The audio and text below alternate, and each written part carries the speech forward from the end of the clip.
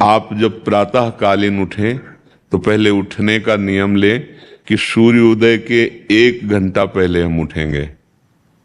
देखो हमारी प्रार्थना मानना। तो इस समय सूर्योदय कई बजे होता है? लगभग 6 बजे 6:30 आप 5 बजे उठ जाइए और उठ करके सबसे पहला कार्य कीजिए, पृथ्वी के चरण स्पर्श कीजिए, भूमि के चरण स्पर्श कीजिए। और फिर आप जिस आसन पर बैठे हैं, देखो ध्यान से हमारी तरफ सुनना, जिस आसन पे बैठे हैं, जिस पे शयन किए थे, जिस सैया पर सोए थे, पृथ्वी को प्रणाम करने के बाद उसी सैया में 5 मिनट केवल बैठ जाइए और 5 मिनट बैठकर 5 संतों का नाम ले लीजिए। जैसे हम लोग श्री स्वामी हरिदास जी की जय, हरिवंश महाप्रभु की जय, हरिराम व्यास जी की जय, नागरीदास जी की जय, श्री ध्रुवदास जी की जय, 5 संतों के नाम याद कर लीजिए।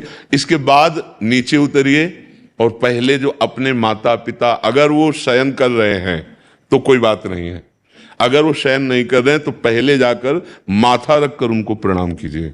इसके बाद आधा लीटर या 1.25 लीटर जितना आप जल पी सकते हैं, उस जल को आप हल्का सा गर्म करवाइए अपने माता पिता से, जो भी आपकी सेवा में हो, या अगर आप स्वयं कर सकते हो तो स्वयं हल्का सा। अगर 500 ग्राम पी जाए तो और अच्छी बात है, और इससे ज्यादा पी जाए तो अच्छी बात है। वज्रासन में बैठना आता है? वज्रासन जानते हो आप लोग? देखो वज्रासन, वो देखो बैठ रहे हैं, ये दोनों पैरों को ऐसे करके इससे बैठकर जल पिया जाए। ये आपके ब्रह्मचर्य की रक्षा करेगा, कब्ज नहीं होने देगा और आपके मस्तिष्क की गर्मी को ठंडा करेगा। ऐसे वज्रासन में बैठकर धीरे धीरे 5 या 10 मिनट में जल पिया जाए, एकदम ना पिया जाए। गिलास में लेकर के 500 ग्राम जल धीरे धीरे उसको पिया जाए। फिर इसके बाद आपको 100-200 कदम टहलना है। फिर इसके बाद आप शौच जाइए। शौच, अगर आपका पेट साफ हो जाता है, अगर नहीं साफ होता है, कोई ऐसी परेशानी लगती है, तो 1 चम्मच ईसबगोल की भूसी और छोटी हर का आधा चम्मच अगर रात्रि में दूध से या पानी से ले ले तो वो बार बार शौच नहीं लगाएगा, पर आपकी आंतें साफ हो जाएंगी। शौच जाने के बाद स्नान करें और फिर तुरंत, अगर आपको व्यायाम आता है तो करे, नहीं तो सीधा सरल बात होती है, 20 बार बैठ जाए बैठक और 10 बार लेटने वाली दंड। और इसके बाद जो अनुलोम विलोम, जो इससे खींचे इसे छोड़ दे, इससे खींचे इसे छोड़ दे, इसके बाद दोनों हाथ ऐसे करके 7 बार ऐसे करे, सीधा खींचे और सीधा छोड़ दे। इतना ही तुम्हारे लिए प्राणायाम की आवश्यकता है। अब अपनी दिनचर्या में लग जा। जो पढ़ाई का कार्य दिया गया है, आगे तुम्हें और भजन की बात हम नहीं कह रहे, जो पढ़ाई का कार्य दिया गया है वो भगवान की ही पूजा है।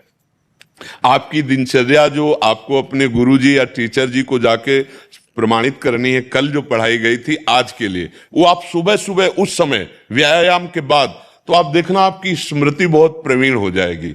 अच्छा, ये आपकी प्रातःकालीन दिनचर्या है। जब आप अपने गुरुदेव के पास स्कूल जाएं, तो हमें आजकल का तो अब पता नहीं, पर हम लोग जब जाते थे तो अपने गुरुजी को प्रणाम करते थे। तो जो स्कूल में आपको पढ़ाई पढ़ा रहे हैं वो तो बात है, अब आपको जो हम खास बात बताना चाहते हैं वो कि देखो अभी छोटे छोटे बच्चे हो, बच्चों में कुछ बच्चे ऐसे गंदे बच्चे होते हैं जिनके गंदी बातें दिमाग में आ जाती हैं और गंदी बातें वो करने लगते हैं आचरण में। आप लोग इतना तो जानते ही होंगे कि गंदी बातें किसे कहते हैं।